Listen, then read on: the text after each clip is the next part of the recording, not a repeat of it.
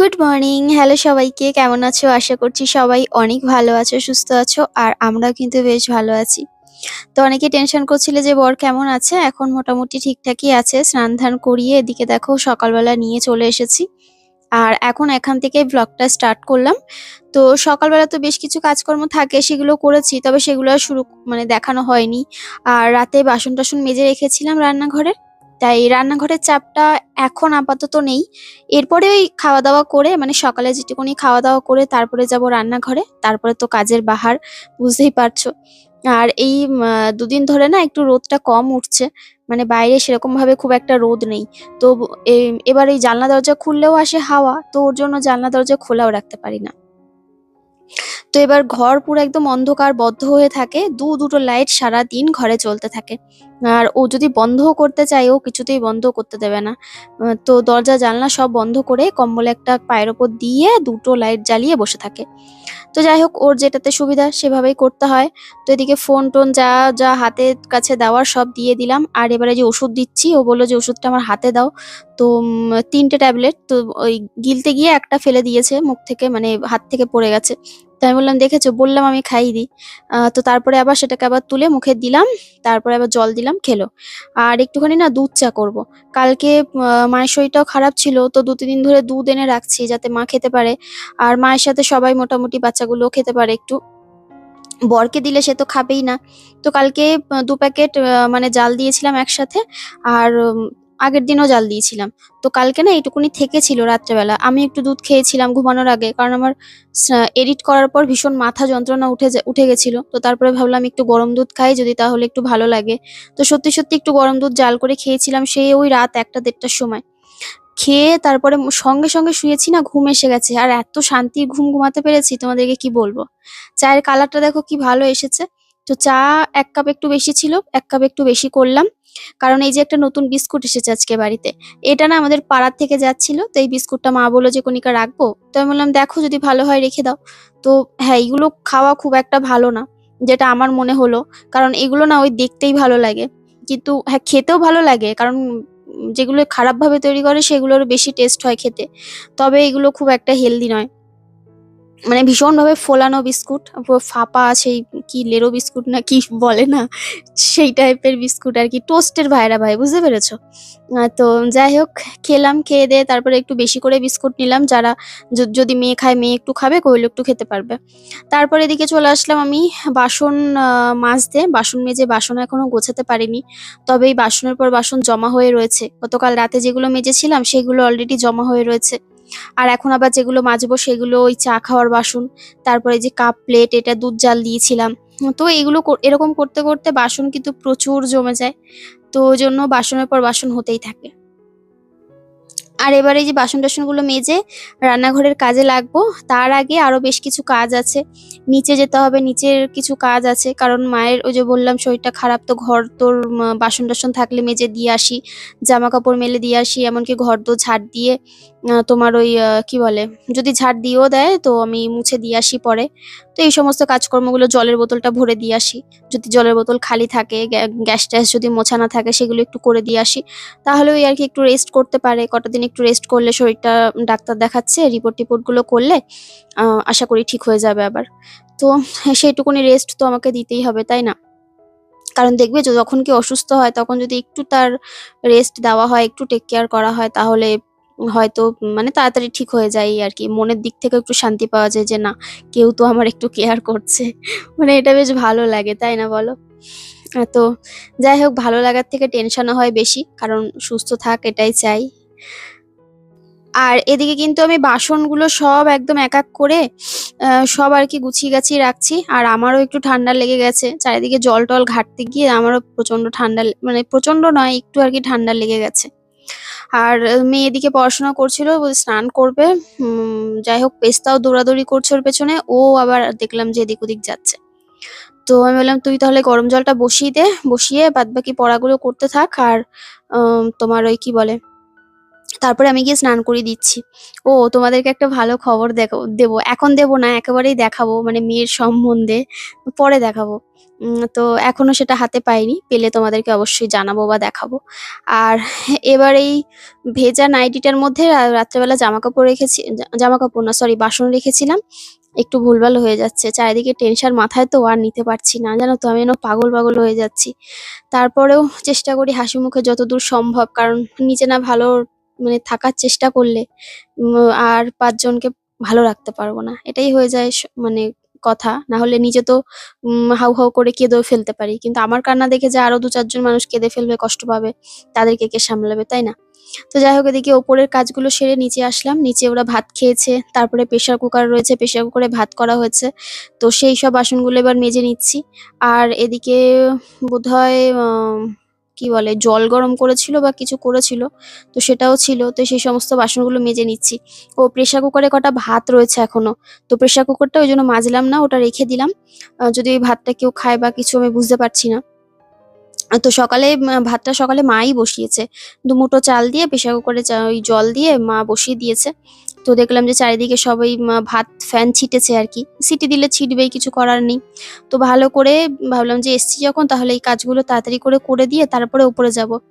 আসলে উজ্জ্বলের স্নান-দান করাতে অনেকটা লেট হয়ে যায় তো রাত জেগে এডিট করি। এবার উম তাড়াতাড়ি একদম ভোরবেলা মানে ওঠা প্রত্যেকদিন সম্ভবও হয়ে ওঠে না। মেয়েকে স্কুলে দিয়ে এসে তারপরে মনে হয় যে একটু শুয়ে বসে থাকি। তারপরে আবার এডিটের বাকিও থাকে কিছুটা। তো চারিদিকে মানে সামলাতে গিয়ে না তারপরে শুধু এডিট করলে তো হয় না। সেই ভিডিওগুলো টাইম টু টাইম বিভিন্ন চ্যানেলে বিভিন্ন জায়গায় পোস্ট করতেও সময় লাগে। মানে একটা তো নয় মানে ৫-১০ টা ভিডিও যদি তুমি ধরো ভাবো যে আজকে দেবো, তাহলে সেগুলো এডিট করতে, সেগুলো পোস্ট করতেও তো সময় লাগে। একটা বিভিন্ন প্ল্যাটফর্মে একটাই ভিডিও তুমি ধরো ৩ জায়গায় দেবে।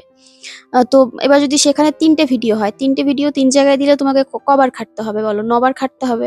মানে ৯ বার ৯ জায়গায় পোস্ট করতে হবে। তো এইরকম ভাবেই আরকি ম্যানেজ করার চেষ্টা করছি, যতদূর হয়ে ওঠে। তো দেখো জলের বোতলগুলো সব এই যে ভরবো, আর এদিকে আমি এবার গ্যাসটা মুছে নিলাম। বাসন-টাসনগুলো সব একটু এলোমেলো হয়েছিল, সেগুলো একটুখানি গুছিয়ে গাছিয়ে রেখে, এই নিচটাও একটু ভালো করে মুছে নিচ্ছি। আর এবার আমি ঘরটা মুছবো। মানে এই যে মায়ের ঘরটা মুছে নেবো। আর এদিকে দেখো বালতিতে করে ভালো করে ওই তোমার একটুখানি লিকুইড যেটা হয় সেটা নিয়ে এসেছি। দুটো, একটা মায়েদের, একটা আমাদের দুটো কেনা হয়েছিল। লিকুইড যেটা আরকি কি বলে? ক্লিনার আরকি। Room floor cleaner. তো ওটাতে কোনো স্মেল নেই। তোমাদেরকে বলি না ওই ফেনা টাইপের হয়। খুব সুন্দর ক্লিন হয়। আর তার সাথে একটুখানি যদি ফিনাইল দিয়ে দেওয়া হয়, ফিনাইল বা নিমাইল, তো তাহলে আরেকটু সুন্দর স্মেল হয়। দুটো মিলেই বেশ ভালো হয়। আর এই যে বড় ড্রামটা দেখতে পাচ্ছ, এই ড্রামটা আমাদের কেনা হয়েছে গাছ লাগানোর জন্য। তো কি গাছ লাগাবো এখনো পর্যন্ত ঠিক হয়ে আছে। তোমাদেরকে যদি কিনতে পারি সেই গাছ তাহলে পরে জানাবো। আর এই গাছ লাগানোর পর আর কোনো গাছ লাগাবো না। আর ৩-৪ টে গাছ লাগানোর আর ইচ্ছা আছে। তো ফলের গাছ আরকি। তো তারপরে আস্তে, আস্তে ছাদের মধ্যে র‍্যাকগুলো করবো। উম এ ১-২ বছরের মধ্যে চেষ্টা করব যে যত তাড়াতাড়ি সম্ভব যে একটু র‍্যাকগুলো করে নেওয়ার। তাহলে এই বড়গুলোর জন্য আলাদা করতে হবে আর ছোটগুলোর জন্য আলাদা, আলাদা করে করতে হবে। সময় লাগবে, অল্প, অল্প করে করব। তাহলে অসুবিধা হবে না। তো ওই ড্রামটা কেটে ওই ড্রামটায় না ২ টো গাছ ধরে যাবে। অর্ধেক, অর্ধেক করে কাটলে। বড়, বড় গাছও ধরে যাবে।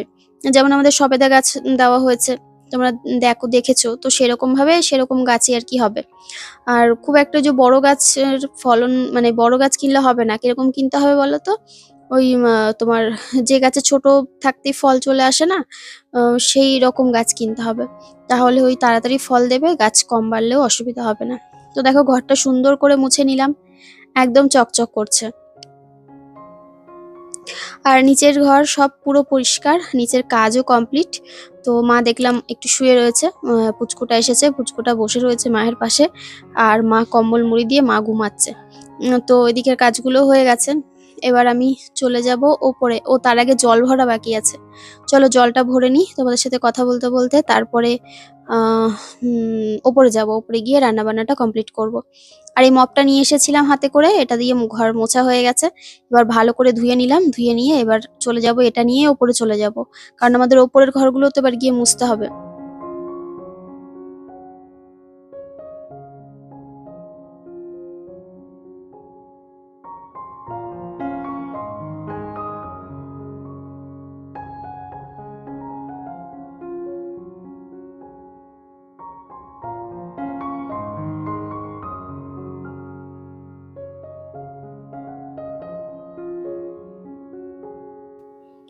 এখন বাজে পুরো ১টা, মানে নিচের থেকে ওপরে এসেছি পুরো ১টা বাজে। আমাকে ১ ঘন্টা হাতে সময় আছে, ২টোর মধ্যে রান্না করতে হবে কারণ পুজো দেওয়ার আছে।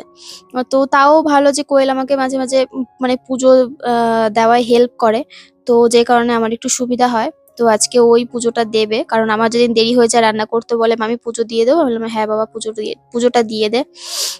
তো এই হচ্ছে ব্যাপার। আর এদিকে দেখো তোমার ডাল করব ভেবেছি, দেখা যাক কতদূর কি করতে পারি। পনিরটাকে হালকা করে ভেজে নিলাম, কারণ পনির খুব একটা ভাজলে ভালো লাগে না। আর এই শীতকালে দেখবে ভেজ ডাল খেতে পনির টনির দিয়ে খুব ভালো লাগে। আর তার সাথে সিম দিয়ে করব হচ্ছে সিম সর্ষে বাটা দিয়ে সিম সর্ষে করব আর কি। ঝাল টাইপের আর কি, যেরকম করে না ওরকম। সিমটাকে কেটে নিয়েছি ২ টুকরো করে, আর তার সাথে একটু পাতলা পাতলা করে কেটে আলু দিয়েছি। আর ওটা পরে করব, তার আগে দিকে ডালটা করছি, আর ওদিকে ভাতও বসানো হয়ে গেছে। তো ওই শুকনো লঙ্কা জিরে তেজপাতা ফোড়ন দিয়ে এবার এখানে দেখো একটু ঝিরিঝিরি করে কেটে নিয়েছিলাম সমস্ত কিছু। গাজর আছে এর মধ্যে, ফুলকপি আছে, আর সবুজ সবুজ গুলো কিন্তু বিনস নয়, বিনস ঘরে ছিল না, মানে আনা হয়নি। তো ওগুলো হচ্ছে গিয়ে একটু কালারফুল বানানোর জন্য দিয়েছি সিম। তো দিয়ে এবার এটাকে ভালো করে একটু ভাজা ভাজা করে নেব। সুন্দর করে ভাজা হলে না সুন্দর একটা গন্ধ বেরোবে, তখন এর মধ্যে ডালটা দিয়ে দেবো। তো এটা দিকে ভাজা হোক, আমি এদিকে ঘরের কাজগুলো সেরে নিই, কারণ ওই রান্না করতে এসে যদি দাঁড়িয়ে শুধু রান্না করেই যাই, বাকি কাজগুলো আমার কমপ্লিট হবে না। তো এদিকে ঘর মুছতে বসে গেছি, আর মেয়ে স্নান করে নিয়েছে, স্নান করে যে বাবার কাছে বসেছে আবার অঙ্ক করতে। আর অঙ্ক করে তারপরে খাওয়া দাওয়া করবে, খাওয়া দাওয়া করে বিকেলে আবার স্যারের পড়া আছে, বা ম্যাম যে কেউ একজন পড়াতে আসবে আর কি। তো এদিকে দেখো ঘরদোরগুলো ভালো করে মুছে নিচ্ছি। আর আমার আজকে সত্যি কথা বলতে মানে কাজের কোনো হদিশ খুঁজে পাচ্ছিলাম না, যে কোন দিকে যাব কি করব, সত্যি মানে বুঝে উঠতে পারছি না। অনেক ভিডিও আমার বাকি থাকে করা, যেমন তোমরা অনেকে বলেছো কণিকা অনেক মেকআপ রিলেটেড ভিডিও এখন দাও না, আগে দিতে। তো আমার অনেক নিজস্ব কাজ থাকে, যেমন অনেক প্রমোশনের কাজ থাকে, অনেক কিছু থাকে যেগুলো আমি শুট করতে পারছি না, সময় হয়ে উঠছে না, সময়ের অভাবে পেরে উঠছি না। অনেক বাইরের কাজ যেগুলো আমি মানে ছেড়ে দিয়ে আমি করে যেতেও পারি না, সবাইকে সবসময় বাড়িতে রাখতে পারি না। এবার দাদার ছুটি রবিবার থাকে, ওই ধরো রবিবারই যদি কাজ পড়ে তখনই আমি যেতে পারি। বাদবাকি যদি বাইরে কোনো কাজ প্রমোশনের জন্য আমাকে ডাকে, আমি সেখানে যেতে পারি না, কারণ বাড়িতে কাকে রেখে যাবো, যাবো আর কি, উজ্জ্বলকে কে দেখবে। এটাও একটা সমস্যা হয়ে যায়। মানে আমি সত্যি কথা বলতে আমি চারিদিকের সামলে উঠতে আমার ভীষণ কষ্ট হচ্ছে। মানে কষ্ট হচ্ছে বলতে কি, সংসারে কাজ করতে কষ্ট হচ্ছে না, মানে আমার নিজের কাজগুলো যে আমি ঠিক মতো করতে পারছি না বা টাইম দিতে পারছি না, সেটাতেই আমার কষ্ট হচ্ছে, আর কিছু না। সংসারের কাজ তো করতেই হবে, ওটাতে কষ্ট কিসের, তাই না? তো এদিকে দেখো এই পেস্তা বসেছিল, তো ওকে বললাম তুই একটু ওঠ। ও মা, সে উঠতে গিয়ে সে তো, তাকে এখন আদর করতে হবে, দুনিয়ার আদর। খানিকটা আদর টাদর খেয়ে নিল। আমি বললাম বাবা এখন আর সময় নেই, আমি আগে রান্না বান্না করে আসি, তারপরে তোমাকে আদর করব। তো শুনলো আমার কথাটা, শুনে চুপ করে আবার নিজের জায়গায় বসে পড়লো। উম, অপেক্ষা করে কতক্ষণে আমি স্নান দান করে আসবো, খাওয়া দাওয়া করে আমার সাথে গিয়ে কম্বলের তলায় এক ঘুম দেবে। আর হচ্ছে রাত্রেবেলা সে কি ঘুম, আর কম্বলের থেকে এক ফোঁটাও বেরোয় না, এক ফোঁটাও বেরোবে না, এত সুন্দর করে বাচ্চাদের মতো ঘুমিয়ে থাকে পুরো আমার পায়ের উপরে মাথাটা দিয়ে।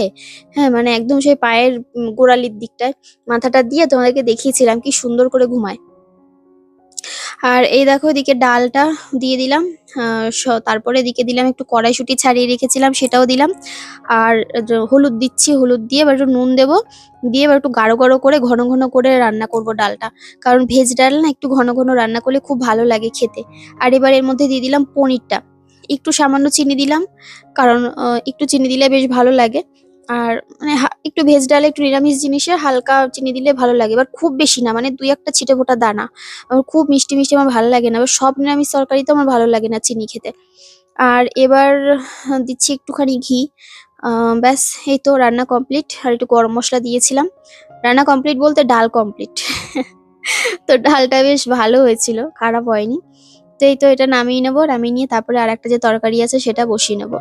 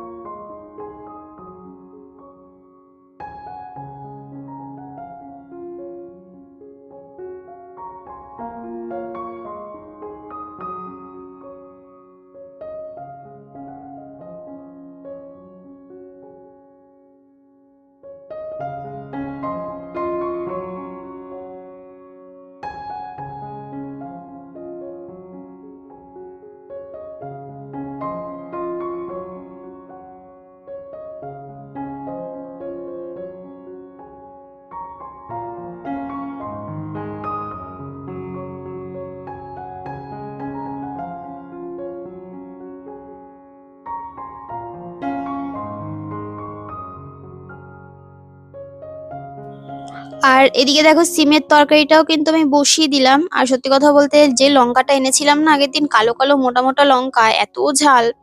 একটা লঙ্কা দিলেই তরকারিতে ঝাল হয়ে যাচ্ছে। এবার বুঝতে তো পারিনি প্রথম একদিন দুদিন মানে ৩-৪টে করে লঙ্কা দিয়েছি, এবার তাতেই কি ঝাল। তারপর থেকে তো লঙ্কা দেওয়া একদম কমিয়ে দিয়েছি। আর এদিকে আমি এবার তোমার ওই ঘরের চাদর টাদর যেগুলো মেলা ছিল, শুকনো ছিল জামা কাপড়, সেগুলো সুন্দর করে মেলে নিচ্ছি। কারণ এগুলো না মেলে না কালকে আবার সেই যদি জামা কাপড় মেলি বা আজকে মেলি, তাহলে আর জায়গা নেই। মানে ওইটুকুনি তো জায়গা, ছাদে তো আমাদের মেলার সেরকম জায়গা নেই। আর সত্যি কথা বলতে হয়ে ওঠে না, ছাদে যাব আবার সেই জামা কাপড় মেলবো আবার নিয়ে আসবো।